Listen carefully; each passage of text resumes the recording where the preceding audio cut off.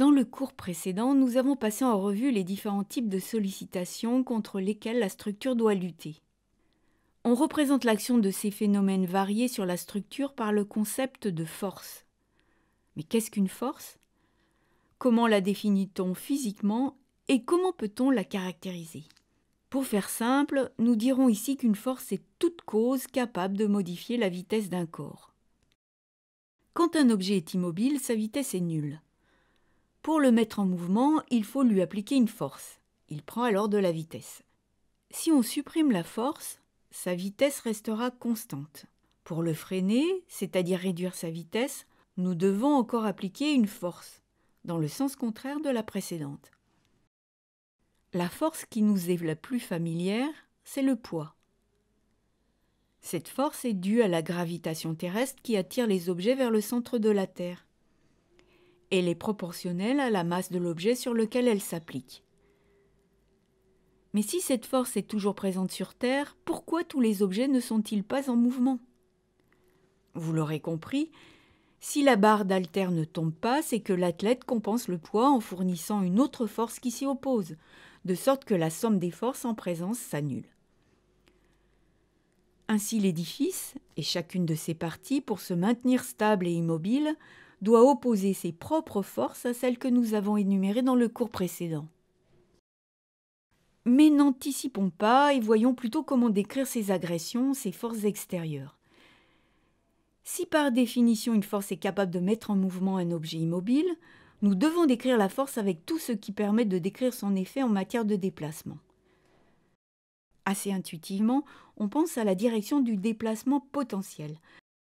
Dans quelle direction la force va-t-elle avoir tendance à déplacer l'objet? Verticale ou horizontale?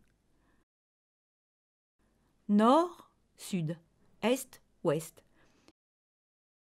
Une fois la direction donnée, il faut la compléter avec un sens. Vers le haut ou vers le bas? Vers la droite ou vers la gauche? En troisième lieu, on sait d'expérience qu'il y a des petites et des grandes forces, qui font varier la vitesse de l'objet plus ou moins rapidement. On utilisera l'intensité de la force pour caractériser cet aspect-là de l'effet de la force. L'unité de cette intensité de force est le newton. Enfin, pour deux forces qui auraient toutes les deux la même direction, le même sens et la même intensité, leurs effets sur un objet peuvent encore être différents si leur position n'est pas la même. Sur cette animation, qui simule l'application d'une force sur un objet posé sur une patinoire, on voit que selon la position de la force, l'effet peut engendrer une simple translation ou alors une combinaison de translation et de rotation dans un sens ou dans un autre. La représentation des forces est un point clé de la mécanique des structures. Voyons simplement comment exprimer graphiquement la présence d'une force.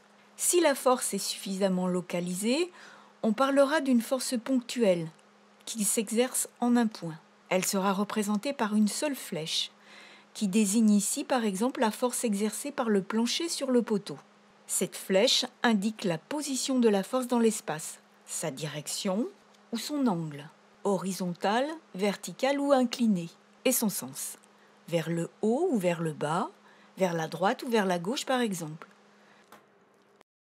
La droite qui porte la flèche s'appelle la ligne d'action, qui renseigne aussi bien sur la direction que sur la position. Cette ligne d'action est importante parce que sa position dans l'espace détermine la tendance à faire tourner d'une force. Cet effet de rotation de la force s'appelle le moment. Il s'agit d'un concept très important. Quand vous ouvrez un livre ou utilisez un levier, vous exercez un moment. Le moment est proportionnel à la force, naturellement, mais aussi au bras de levier, qui est la distance entre la ligne d'action de la force et le point où l'arête de rotation considéré.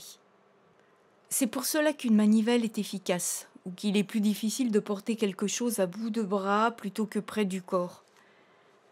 Ainsi, pour déterminer le moment d'une force autour d'un axe, ici représenté par le point O, il faut tracer la ligne d'action de la force, tracer la perpendiculaire à cette ligne qui passe par le point, mesurer sur cette droite la distance D entre le point et la ligne d'action, Et enfin, multiplier cette distance par l'intensité F de la force. M égale F multiplié par D. L'unité du moment est donc le newton-mètre. En réalité, aucune force de contact dans la nature n'est parfaitement ponctuelle. Elles sont plus ou moins réparties sur une surface. Ici, la neige et le vent s'exercent sur la couverture, qui est une surface étendue dans ses deux dimensions. On parle alors de force surfacique. Si la surface de contact est très allongée, comme sur une poutre qui reçoit la charge du plancher, la force sera considérée comme répartie sur une ligne et on dira que c'est une force linéique. Les forces réparties sont représentées par un grand nombre de flèches serrées les unes contre les autres, réparties sur une surface ou sur une ligne. Le caractère localisé ou non d'une force de contact dépend du rapport entre la surface de contact et celle de la structure, et du caractère répétitif de cette force dans l'espace. Cette poutre principale, par exemple, supporte un certain nombre de solives qui lui transmettent le poids du plancher.